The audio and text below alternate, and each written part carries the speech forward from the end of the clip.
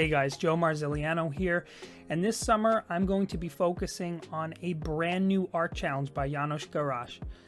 I hope you're having a fun summer and lots of long adventures, longer rests, and plenty of time for art making.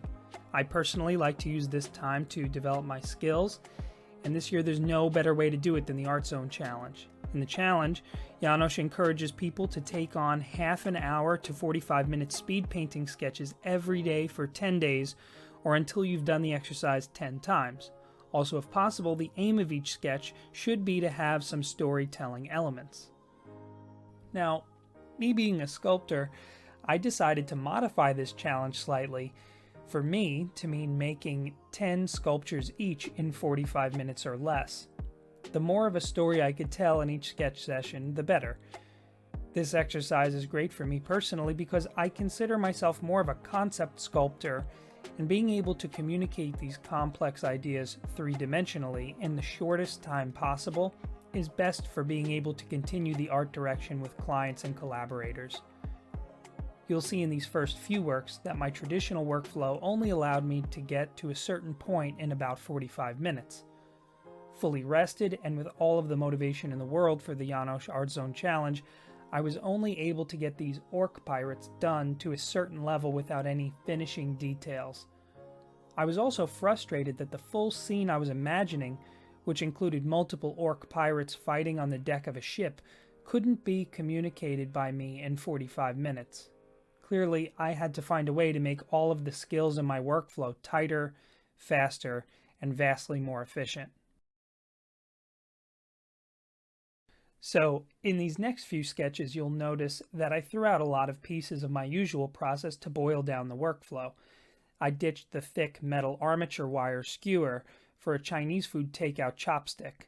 Next, I decided that for a few pieces I didn't want to sculpt the clothing and instead nail the body language gestures of each piece. In my experience, a client always knows whether they want the character to be an astronaut, a cowboy, or a pirate, but rarely are they settled on whether they want the model in the visual development to be running, kicking, or fighting. Those ideas are always best developed and communicated, in my opinion, by the sculptor. I've noticed that the Art Zone Challenge really hits a number of sweet spots for me. First off, I'm the type of artist that practices best through project-based learning, and I really hate to grind away at exercises without a clear goal in mind, or the promise of making some sort of content that I can find personally fulfilling. In a sense, this is an explorative sketch challenge that allows me to go in 10 different directions without having the pressure to bring anything to finish, and really speaks to the ADD nature of my sculptural approach. Secondly, I've never set a time limit for myself before, so feeling like I had to race against the gun was honestly exhilarating. This is pretty common for artists like me that tend to take part in less formal classes and do much more self-teaching. I can go on and on noodling away at one piece in the Art Zone for hours and hours, but with this particular challenge, I had to keep it tight and controlled. Every application of clay had to have a purpose towards the composition I was building under these time constraints, and it taught me a lot. In effect, there's a lot to be said about not letting the perfect be the enemy of the good, especially when it often behooves an artist to illustrate a full scene rather than a beautifully rendered nothing. In terms of struggles and failures, you'll notice a few pieces where the alarm bell went off before I even had both feet roughed out in clay. It was really eye-opening for me to see how much time I tend to waste when I could be working out so much more of what I have to say in the scene than over-constructing the anatomical details on a figure that's really supposed to be viewed from a distance anyway, within that entirety of the scene. There's a saying that I really love about making sure you don't lose sight of the forest for the trees, and that's just as true in art as it is making sure you aren't myopic in life.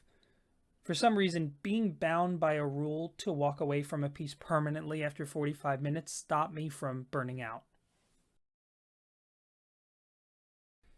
In the time lapse in this video, I'm working exclusively from beginning to end on the final and 11th speed sculpture I was able to create, putting together all the time efficiencies I learned over the course of this challenge to create a nearly fully rendered and highly gestural Batman, firing his grapple gun and swinging from the rooftops of Gotham City.